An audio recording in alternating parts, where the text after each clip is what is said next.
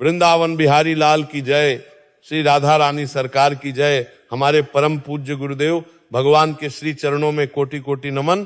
और यहाँ पर उपस्थित सभी भगवत प्रेमी सज्जनों, माताओं, बहनों और जो अपने अपने घरों में बैठकर इस सत्संग गंगा में डुबकी लगा रहे हैं, उन सभी को हाथ जोड़कर बहुत बहुत राधे राधे। अरे एक बार सब मिलकर बोलो, प्रेम से बोलो, भाव से बोलो, राधे राधे। देखो भैया, ये जो भगवान का नाम है ना, इसमें बड़ी शक्ति है, बड़ा आनंद है। जब सब मिलकर बोलते हैं तो एक तरंग उठती है, एक लहर उठती है, जो सीधे हमारे ठाकुर जी के, हमारे बांके बिहारी के श्री चरणों तक पहुंच जाती है। तो संकोच कैसा, शर्म कैसी, भगवान के नाम में कैसी शर्म। अरे दुनिया के कामों में तो बड़ी बेशर्मी दिखाते हो, पर जहां असल काम है, जहां जीवन का सार है, वहां पर संकोच कर जाते हो। इसीलिए तो जीवन में आनंद नहीं है। तो एक बार फिर से दोनों हाथ उठाकर पूरी शक्ति से, पूरे भाव से बोलो, वृंदावन बिहारी लाल की जय। बहुत सुंदर। तो देखो भैया, समय की गति को कौन रोक पाया है? ये काल चक्र तो निरंतर घूम रहा है और घूमता ही चला जा रहा है। जैसे नदी का प्रवाह कभी नहीं रुकता, जैसे हाथ से मुट्ठी में बंद रेत फिसलती चली जाती है, वैसे ही हमारे जीवन के ये अनमोल क्षण, ये दिन, ये महीने, ये वर्ष सब फिसलते चले जा रहे हैं। अभी तो ऐसा लगता था कि कल ही की बात है जब हमने 2025 का स्वागत किया था, और देखो पलक झपकते ही ये वर्ष भी अपनी यात्रा के अंतिम पड़ाव पर आ गया। और अब हमारे दरवाजे पर, हमारी देहरी पर एक नया मेहमान, एक नया अवसर आकर खड़ा हो गया है, जिसका नाम है 2026। ठाकुर जी की अहेतु की कृपा से, उनकी परम अनुकंपा से हमारे जीवन में एक और नया सवेरा, एक और नया अध्याय जोड़ने का अवसर हमें प्राप्त हो रहा है। पर मेरे प्यारे बंधुओं, मेरे सज्जनों, सबसे बड़ा प्रश्न, सबसे बड़ा विचारणीय विषय तो यही है कि इस नए अवसर का हम करें क्या? इस नए वर्ष का हम स्वागत कैसे करें? क्या वैसे ही जैसे हर साल करते आए हैं, 1 जनवरी को देर रात तक जागकर नाच गाना करके, पार्टी करके और फिर सुबह देर तक सोकर, क्या यही है नए वर्ष का स्वागत? अरे ये तो स्वागत नहीं, ये तो अपनी संस्कृति का, अपने संस्कारों का और अपने अनमोल समय का तिरस्कार है। हर साल हम एक लिस्ट बनाते हैं, एक सूची तैयार करते हैं, बड़ी लंबी सूची होती है वो। इस साल से पक्का सुबह 5 बजे उठूंगा, इस साल से रोज व्यायाम करूंगा, इस साल से क्रोध बिल्कुल नहीं करूंगा चाहे कोई कुछ भी कह दे, इस साल से अपनी वाणी को मीठा बनाऊंगा, इस साल से रोज एक माला तो अवश्य करूंगा, इस साल से माता पिता के चरण दबाऊंगा। अरे लिस्ट तो इतनी लंबी होती है कि अगर लिखने बैठो तो एक पूरी पोथी भर जाए। क्यों भैया, सच कह रहा हूं ना। श्रोताओं की ओर देखकर मुस्कुराते हैं, पर होता क्या है? होता वही है जो हर साल होता है। जनवरी का पहला सप्ताह बड़े जोश में बीतता है, दूसरा सप्ताह आते आते जोश थोड़ा ठंडा पड़ने लगता है, और महीना पूरा होते होते तो सारे संकल्प, सारी प्रतिज्ञाएं सब हवा हो जाती हैं, सब धरी की धरी रह जाती हैं। और फिर वही पुरानी कहानी, कीन की नान करने कहानी करोड़, कहानी कर दी करोड़ करोड़। वही देर से उठना, वही संसार की हाय हाय, वही आपाधापी, वही मोबाइल नाम का जो यंत्र है, जो माया का सबसे बड़ा दूत है, उसमें घंटों बर्बाद करना। और भगवान का नाम, अरे वो तो लिस्ट में इतना नीचे चला जाता है, इतना नीचे चला जाता है कि दिखता ही नहीं। क्यों होता है ऐसा? कभी बैठकर शांति से विचार किया है? कभी अपने आप से ये प्रश्न पूछा है कि मैं जो संकल्प लेता हूं वो टूट क्यों जाता है? उसमें दृढ़ता क्यों नहीं आ पाती? इसका एक ही कारण है मेरे भाई, एक ही कारण है, और वो कारण है कि हमारा संकल्प संसार को देखकर बनता है, हमारे ठाकुर जी को देखकर नहीं बनता। हमारा संकल्प देह के लिए बनता है, आत्मा के लिए नहीं बनता। हम संकल्प लेते हैं शरीर को सुंदर बनाने के लिए, हम संकल्प लेते हैं धन कमाने के लिए, हम संकल्प लेते हैं दुनिया की नजरों में बड़ा और सफल दिखने के लिए। पर उस आत्मा के लिए जो इस देह के अंदर बैठी है, जो असली मैं है, उसके कल्याण के लिए, उसके आनंद के लिए हम कोई संकल्प नहीं ले पाते। और जब तक इस बात को गांठ बांध लो, जब तक हमारा हर कार्य, हमारा हर विचार, हमारा हर संकल्प हमारे प्राण प्रिय, हमारे ठाकुर जी, हमारे बांके बिहारी से नहीं जुड़ेगा, तब तक वो संकल्प अधूरा ही रहेगा। वो संकल्प पानी के बुलबुले की तरह क्षणभंगुर ही रहेगा। अभी बना और अभी फूट गया, क्योंकि संसार की नींव रेत पर है, और जो संकल्प संसार के लिए लिया जाएगा वो भी रेत पर ही खड़ा होगा, और रेत पर बने महल ज्यादा देर नहीं टिकते। तो आज इस सत्संग में बैठकर हम सब मिलकर, आप और हम सब मिलकर ये प्रण लेंगे, ये दृढ़ प्रतिज्ञा करेंगे कि ये जो आने वाला वर्ष है 2026, इसे हम केवल एक कैलेंडर के बदलते हुए पन्ने की तरह नहीं देखेंगे। नहीं, हम इसे एक सांसारिक वर्ष की तरह नहीं, बल्कि एक आध्यात्मिक अवसर की तरह मनाएंगे। एक ऐसा अवसर जो हमारे जीवन को, हमारी दशा को, हमारी दिशा को बदलने की क्षमता रखता है। अपने जीवन को एक नई उड़ान देंगे, एक नई ऊंचाई देंगे। बोलो दोगे?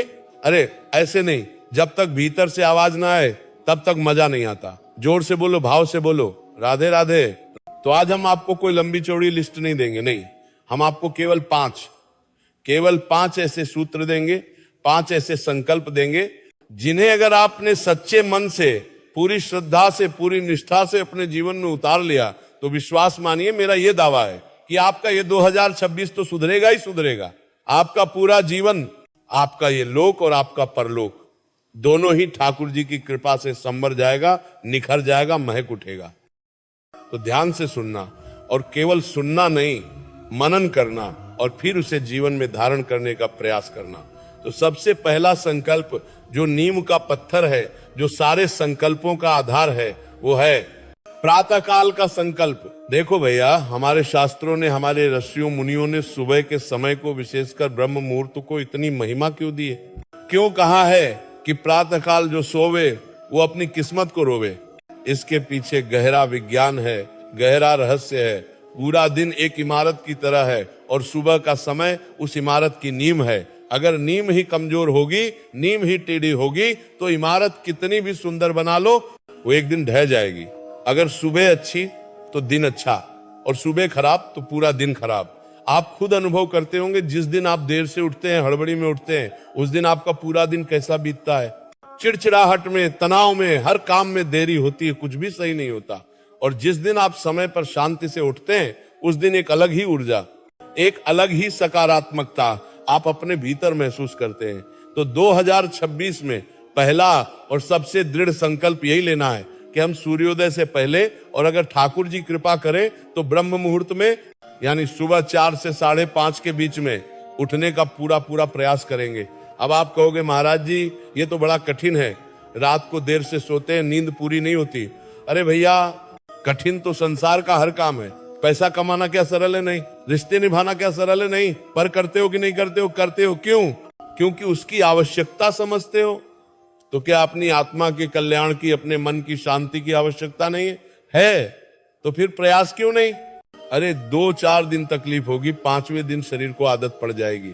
शरीर तो नौकर है, मन मालिक है। जैसा मन आदेश देगा, शरीर वैसा ही करेगा। तो मन को साधो, और उठते ही इस बात को विशेष रूप से ध्यान रखना। उठते ही पहला काम क्या करना? पहला काम मोबाइल नहीं देखना है, नहीं, बिल्कुल नहीं। ये जो यंत्र है ना तुम्हारे हाथ में, ये माया का सबसे बड़ा दूत है, ये कलयुग का सबसे बड़ा ब्रह्मास्त्र है। सुबह सुबह जब आपका मन एक कोरे कागज की तरह होता है, एक शांत सरोवर की तरह होता है, उस समय ये मोबाइल उसमें संसार का सारा कचरा, सारी गंदगी, सारी नकारात्मकता लाकर फेंक देता है। किसी की मृत्यु का समाचार, कहीं पर झगड़े की खबर, किसी की झूठी शानो शौकत की तस्वीरें, ये सब देखकर आपका मन सुबह सुबह ही विक्षुब्ध हो जाता है, अशांत हो जाता है। और एक बार सुबह मन अशांत हो गया तो फिर उसे दिन भर शांत करना बड़ा मुश्किल हो जाता है। तो नियम बना लो, संकल्प ले लो कि सुबह उठने के कम से कम 1 घंटे तक इस यंत्र को हाथ नहीं लगाऊंगा। तो फिर करना क्या है? उठते ही अपने बिस्तर पर ही बैठे बैठे सबसे पहले अपनी दोनों हथेलियों को जोड़कर उनके दर्शन करो। क्यों? क्योंकि हमारे शास्त्रों ने कहा है, कराग्रे वस्ते लक्ष्मी कर मध्य सरस्वती, करमूले तु गोविंद प्रभाते कर दर्शनम। हमारी हथेली के अग्रभाग में माँ लक्ष्मी का वास है, जो हमें धन धान्य वैभव प्रदान करती है। मध्य भाग में माँ सरस्वती का वास है, जो हमें ज्ञान, विवेक और बुद्धि प्रदान करती है। और मूल भाग में तो स्वयं गोविंद हमारे ठाकुर जी विराजते हैं, जो इस पूरे जीवन के आधार हैं। तो सुबह सुबह जब आप अपनी हथेलियों का दर्शन करते हैं तो आप साक्षात लक्ष्मी, सरस्वती और गोविंद का दर्शन करते हैं। इससे बड़ी शुभ शुरुआत और क्या हो सकती है। उसके बाद अपने बिस्तर से नीचे उतरने से पहले धरती माता को स्पर्श करके प्रणाम करो। मन ही मन उनसे क्षमा मांगो कि हे मां, मैं आप पर अपने पैर रख रहा हूं, मुझे क्षमा करना। ये कृतज्ञता का भाव है। ये जो अन्न हम खाते हैं, जो जल हम पीते हैं, जिस जमीन पर हम चलते हैं, ये सब इसी धरती माँ की तो देन है। उनके प्रति कृतज्ञता व्यक्त करना हमारा धर्म है। और उसके बाद अपने घर में जहां भी आपने अपने ठाकुर जी का छोटा सा मंदिर, छोटा सा आसन बना रखा है, वहां जाओ। अगर नहीं बनाया है तो इस नए साल में जरूर बनाओ।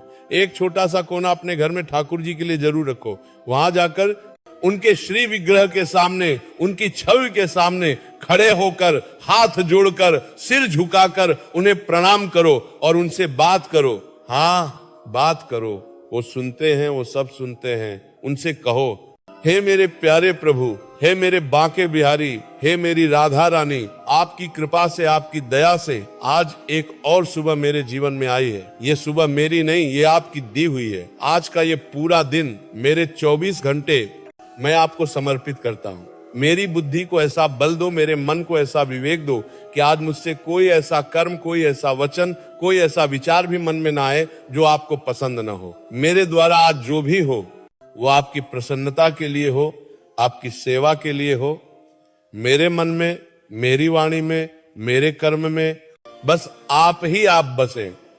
ये छोटी सी प्रार्थना जो 2 मिनट भी नहीं लेगी, ये आपके और आपके ठाकुर जी के बीच एक संबंध स्थापित कर देगी। और इसके बाद बस एक छोटा सा नियम, और केवल 21 बार, हाँ केवल 21 बार, या अगर उतना भी समय न मिले तो 11 बार, और अगर उतना भी न हो पाए तो केवल 5 बार भगवान का कोई भी प्यारा नाम जो आपके हृदय को छूता हो। राधे कृष्ण कृष्ण कृष्ण राधे राधे, या हरे कृष्ण कृष्ण कृष्ण हरे हरे, या केवल श्री राम जय जय राम। कोई भी नाम पूरी श्रद्धा से, पूरे भाव से जप लो। ये 5 मिनट का नियम बना लो। ये 5 मिनट का नाम जाप आपके पूरे 24 घंटों के लिए एक सुरक्षा कवच का काम करेगा।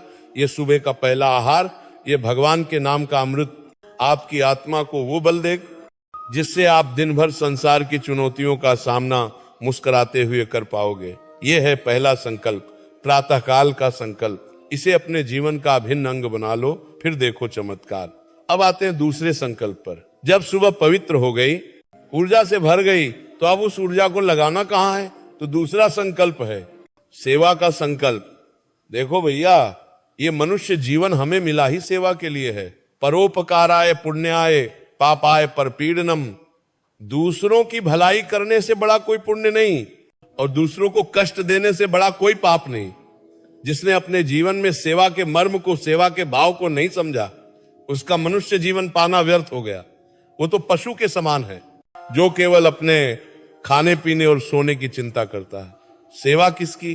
तो सबसे पहली और सबसे प्रमुख सेवा है अपने जीवित देवताओं की, यानी अपने माता पिता की। अरे हमारे शास्त्र चिल्ला चिल्ला कर कहते हैं कि मातृदेवो भव, पितृदेवो भव। माता पिता तो साक्षात पृथ्वी पर विचरण करने वाले देवता हैं। पर आज हो क्या रहा है? कलयुग का प्रभाव देखो। आज के लड़के लड़कियां जिन्हें पढ़ा लिखा कर अपना पेट काट कर माँ बाप बड़ा करते हैं, वही बच्चे बड़े होकर अपने माता पिता को आंखें दिखाते हैं, उनसे ऊंची आवाज में बात करते हैं, उनकी सलाह उन्हें पुरानी और दकियानुसी लगती है। और तो और कई कुलघाती तो ऐसे भी होते हैं जो अपने बूढ़े माँ बाप को, जिन्होंने उंगली पकड़कर चलना सिखाया था, उन्हें वृद्धाश्रम की सीढ़ियों पर अकेला छोड़ आते हैं। अरे धिक्कार है ऐसी संतान पर, धिक्कार है ऐसी शिक्षा पर। याद रखो, इस बात को अपने हृदय में अंकित कर लो। अगर तुम्हारे माता पिता तुमसे प्रसन्न नहीं है, अगर उनकी आंखों में तुम्हारी वजह से एक भी आंसू है, तो तुम चाहे लाखों रुपये दान कर दो, चाहे बड़े बड़े यज्ञ और अनुष्ठान करवा लो, चाहे चारों धाम की यात्रा कराओ, तुम्हारा कोई भी पुण्य फलीभूत नहीं होगा। ठाकुर जी तुमसे कभी प्रसन्न नहीं होंगे, कभी नहीं। क्योंकि जो अपने घर के देवताओं का अपमान करता है, मंदिर का देवता उससे कभी प्रसन्न नहीं होता। तो 2026 में ये दूसरा दृढ़ संकल्प लूं कि मैं रोज बिना भूले अपने माता पिता के चरण स्पर्श करके ही अपने दिन की शुरुआत करूंगा, अपने काम पर जाऊंगा। और केवल चरण स्पर्श ही नहीं, दिन में कम से कम 10 मिनट, केवल 10 मिनट उनके पास बैठूंगा, उनसे बात करूंगा, उनकी सुनूंगा। आजकल के बच्चों के पास सबके लिए समय है, दोस्तों के लिए, मोबाइल के लिए, पार्टियों के लिए, बस मां बाप के लिए समय नहीं है। अरे वो तुमसे तुम्हारा धन नहीं चाहते, वो तुमसे तुम्हारा समय चाहते हैं, तुम्हारा प्रेम चाहते हैं। उनकी जरूरतों का ध्यान रखो, उनसे पूछो, मां आज तुम्हारी तबीयत कैसी है? पिताजी आपको किसी चीज की जरूरत तो नहीं? विश्वास मानो, जब तुम ये करोगे तो उनकी आंखों में जो संतुष्टि, जो आनंद की चमक तुम देखोगे, वो करोड़ों अरबों की संपत्ति से भी बढ़कर होगी। और उनका हृदय से निकला हुआ एक एक आशीर्वाद तुम्हारे जीवन के सारे विघ्नों को, सारी बाधाओं को हर लेगा। यह है पहली सेवा। दूसरी सेवा, गौ माता की सेवा। हमारी सनातन संस्कृति का, हमारे धर्म का आधार है गौ माता। शास्त्रों में कहा गया है कि गौ माता के शरीर में 33 कोटि देवी देवताओं का वास होता है। जिस घर में गाय की सेवा होती है, उस घर में कभी दरिद्रता, कभी रोग, कभी अशांति प्रवेश नहीं कर सकती। भगवान कृष्ण ने स्वयं, जो त्रिभुवन के स्वामी हैं, उन्होंने भी नंदगांव में ग्वाल बाल बनकर अपने हाथों से गायों की सेवा की, उन्हें चराया, उन्हें सहलाया। तो क्या हम एक रोटी भी उन्हें नहीं खिला सकते? तो नियम बनाओ कि मेरे घर में जो पहली रोटी बनेगी वो गौ माता के लिए निकलेगी। अगर आपके आसपास गाय है तो स्वयं जाकर खिलाओ। अगर रोज संभव ना हो तो सप्ताह में एक बार खिलाओ, पर इस नियम को अपने जीवन का हिस्सा बनाओ। गौ सेवा से बड़ा कोई पुण्य नहीं, और गौ माता का अपमान करने से बड़ा कोई पाप नहीं। और तीसरी सेवा, दीन दुखियों की, जरूरतमंदों की सेवा, नर सेवा, नारायण सेवा। हमारे शास्त्रों ने कहा है कि हर जीव में, हर प्राणी में उसी नारायण का अंश है। तो जब तुम किसी भूखे को भोजन कराते हो तो तुम वास्तव में उसके भीतर बैठे नारायण को ही भोग लगा रहे होते हो। जब तुम किसी प्यासे को पानी पिलाते हो तो तुम नारायण की ही प्यास बुझा रहे होते हो। जरूरी नहीं है कि सेवा धन से ही हो। अगर धन है तो बहुत अच्छी बात है। अपनी कमाई का एक छोटा सा हिस्सा, 10वां नहीं तो 100वां हिस्सा ही सही, किसी अच्छे काम में, किसी गरीब की मदद में, किसी अनाथालय में, किसी गौशाला में अवश्य लगाओ। पर अगर धन नहीं है तो क्या सेवा नहीं हो सकती? हो सकती है। किसी दुखी व्यक्ति के कंधे पर हाथ रखकर उसे 2 मीठे शब्द बोलना, उसे सांत्वना देना, यह भी बहुत बड़ी सेवा है। किसी बीमार व्यक्ति के पास बैठकर उसका हालचाल पूछ लेना, यह भी सेवा है। किसी को सही रास्ता दिखा देना, यह भी सेवा है। जब तुम निस्वार्थ भाव से किसी और के आंसू पहुंचते हो तो याद रखना, तुम्हारे अदृश्य आंसुओं को स्वयं ठाकुर जी पहुंचते हैं। तो अपने भीतर इस सेवा के भाव को जगाओ।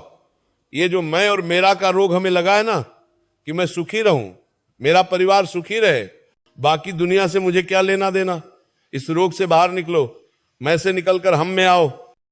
वसुधैव कुटुंबकम की भावना को अपने हृदय में स्थान दो। देखना जीवन में कितना आनंद, कितनी शांति, कितनी सार्थकता का अनुभव होता है। यह है दूसरा संकल्प, सेवा का संकल्प। अब आते हैं तीसरे संकल्प पर। यह भी बहुत महत्वपूर्ण है। तीसरा संकल्प है स्वाध्याय का संकल्प। स्वाध्याय का अर्थ है स्वयं का अध्ययन। और स्वयं का अध्ययन कैसे होता है? स्वयं का अध्ययन होता है सदग्रंथों के, शास्त्रों के अध्ययन से। अरे हम कितने भाग्यशाली हैं कि हमारा जन्म उस भूमि पर हुआ है जहां के ऋषियों मुनियों ने हमें ज्ञान का इतना अद्भुत, इतना विशाल भंडार दिया है। श्रीमद् भगवद गीता, श्रीमद् भागवत महापुराण, श्री रामचरितमानस, ये केवल धार्मिक ग्रंथ नहीं है, ये केवल पूजा की वस्तुएं नहीं है। अरे ये तो लाइफ मैनेजमेंट की, जीवन जीने की कला सिखाने वाली सबसे बड़ी पुस्तकें हैं। जीवन की ऐसी कोई समस्या नहीं, ऐसी कोई दुविधा नहीं जिसका समाधान इन ग्रंथों में न हो। पर दुर्भाग्य देखो हमारे घरों में ये ग्रंथ रखे तो होते हैं सुंदर रेशमी वस्त्रों में लिपटे हुए, पर हम उन्हें खोलकर पढ़ते नहीं। उन पर धूल जमती रहती है। हम दुनिया भर की किताबें पढ़ लेंगे, अखबार पढ़ लेंगे, नॉवेल पढ़ लेंगे, पर जिनसे हमारा वास्तविक कल्याण होना है, जिनसे हमारी आत्मा का पोषण होना है, उन्हें पढ़ने का हमारे पास समय नहीं है। अब आप फिर वही कहोगे, महाराज जी समय कहाँ है? सुबह से शाम तक तो ऑफिस की, दुकान की, घर गृहस्थी की चिंता में ही निकल जाता है। हम कब पढ़े? अरे मेरे भाई, मैं ये कब कह रहा हूं कि तुम सब कुछ छोड़कर, काम धंधा छोड़कर पोथी लेकर बैठ जाओ? नहीं, बिल्कुल नहीं। गृहस्थ धर्म का पालन करना भी आवश्यक है, पर मैं तो केवल एक छोटा सा नियम बनाने को कह रहा हूं।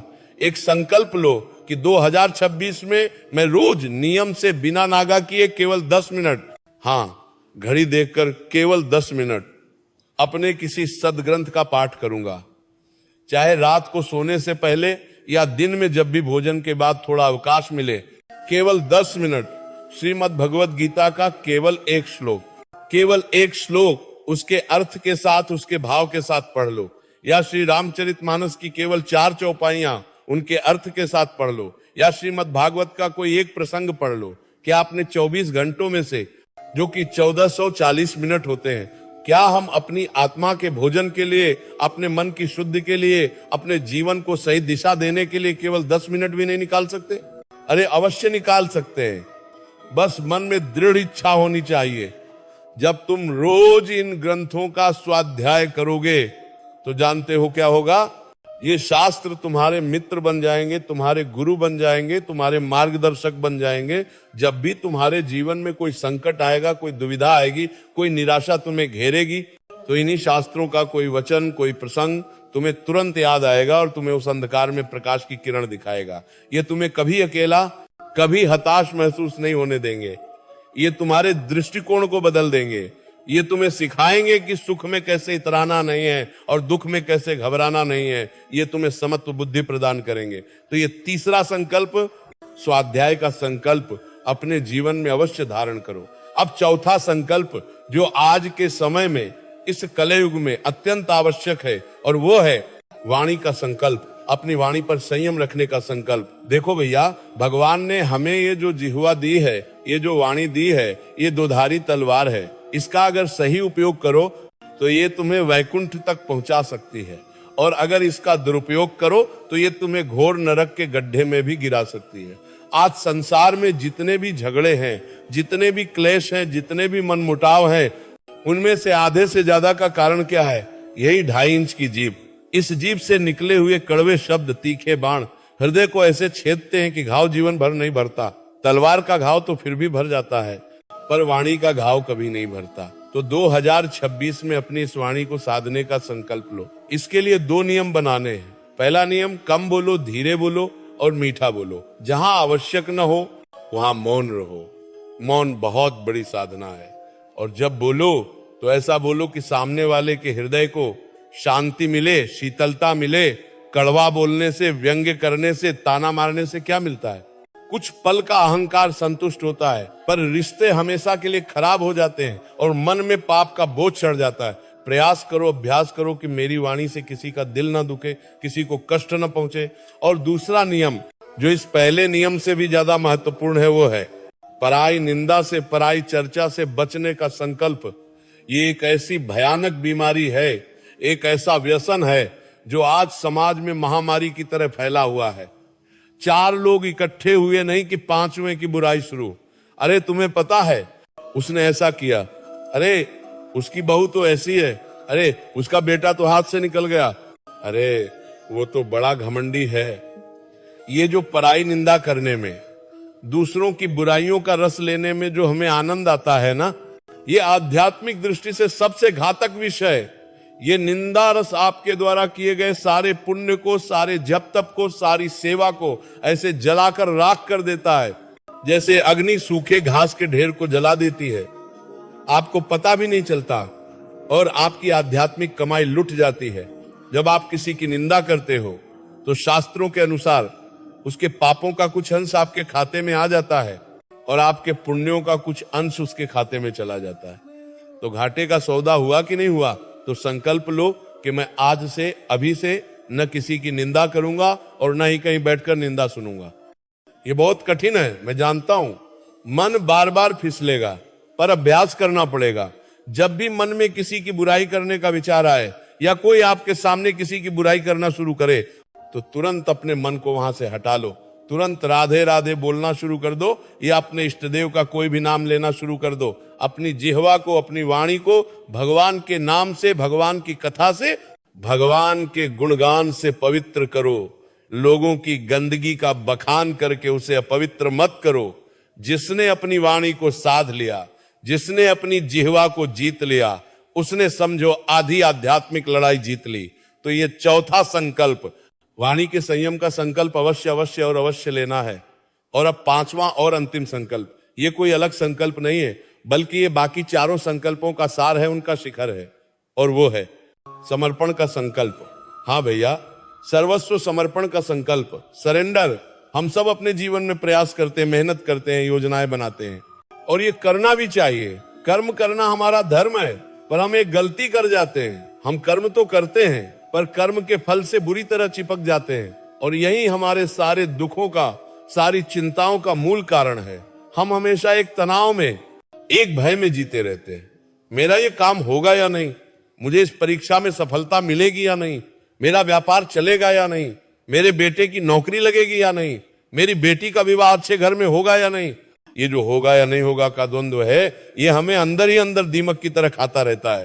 तो पांचवा और सबसे मुक्तिदायक संकल्प ये है कि 2026 से हम अपना कर्म तो पूरी ईमानदारी से, पूरी निष्ठा से, पूरी मेहनत से करेंगे, पर उस कर्म का फल क्या होगा, इसकी चिंता हम अपने ठाकुर जी पर, अपने गोविंद पर छोड़ देंगे।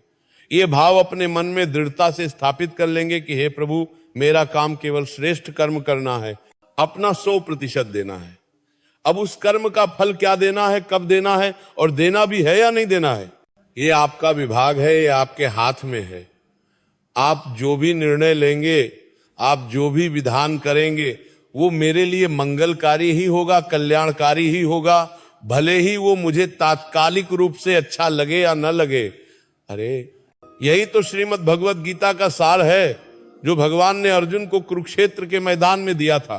कर्मण्येवाधिकारस्ते मा फलेषु कदाचन। हे अर्जुन, तेरा अधिकार केवल कर्म करने में है, उसके फलों में कभी नहीं। जिस दिन मेरे भाई, जिस दिन ये समर्पण का भाव, ये शरणागति का भाव तुम्हारे हृदय में सच्चा सच्चा उतर गया, उस दिन से तुम्हारे जीवन से 90% चिंता, तनाव, भय और निराशा अपने आप गायब हो जाएंगे। फिर तुम्हें कोई असफलता बहुत ज्यादा दुखी नहीं कर पाएगी, और कोई सफलता तुम्हें अहंकारी नहीं बना पाएगी। तुम हर परिस्थिति में सम रहोगे, शांत रहोगे, आनंदित रहोगे। क्यों? क्योंकि तुम्हें ये गहरा विश्वास हो जाएगा कि मेरी जीवन नौका का खेवनहार कोई और नहीं, बल्कि स्वयं वो बांके बिहारी है। और जब वो त्रिभुवन का स्वामी मेरा माझी है, मेरा रक्षक है, तो फिर मुझे चिंता किस बात की? फिर लहरें कितनी भी ऊंची उठे, तूफान कितना भी भयंकर आए, मुझे डूबने का भय नहीं है, क्योंकि मुझे पता है वो मुझे डूबने नहीं देगा। ये समर्पण का भाव ही भक्ति की पराकाष्ठा है। ये आपको निर्भय बना देता है, निश्चिंत बना देता है। तो मेरे प्यारे भक्तजनों, मेरे सज्जनों, मेरी माताओं, ये है वो 5 संकल्प जो आपके आने वाले वर्ष 2026 को ही नहीं, बल्कि आपके संपूर्ण जीवन को एक नई दिशा, एक नया अर्थ, एक नया आनंद प्रदान कर सकते हैं। मैं फिर से दोहराता हूं ताकि आपके हृदय में ये अंकित हो जाए। पहला, प्रातःकाल का संकल्प, ब्रह्म मुहूर्त में उठकर सबसे पहले प्रभु का स्मरण, नाम जप। दूसरा, सेवा का संकल्प, अपने माता पिता, गौ माता और हर जरूरतमंद जीव की निस्वार्थ सेवा। तीसरा, स्वाध्याय का संकल्प, रोज नियम से कम 10 मिनट किसी सदग्रंथ का पाठ। चौथा, वाणी का संकल्प, अपनी वाणी पर कठोर संयम, मीठा बोलना और पराई निंदा का पूर्ण त्याग। और पांचवा, समर्पण का संकल्प, अपना कर्म पूरी निष्ठा से करके फल की चिंता को ठाकुर जी के श्री चरणों में समर्पित कर देना। देखो भैया, ये कोई बहुत बड़े, कोई बहुत कठिन, कोई असंभव नियम नहीं है। ये तो जीवन जीने की एक सरल, सात्विक और दिव्य विधि है जो हमारे ऋषियों ने हमें प्रदान की है। इस विधि से, इस भाव से अपने नए वर्ष 2026 की शुरुआत कीजिए। मैं तो कहूंगा एक छोटी सी डायरी बना लीजिए, एक पुस्तिका बना लीजिए, और उसके पहले पन्ने पर इन 5 संकल्पों को सुंदर सुंदर अक्षरों में लिख लीजिए।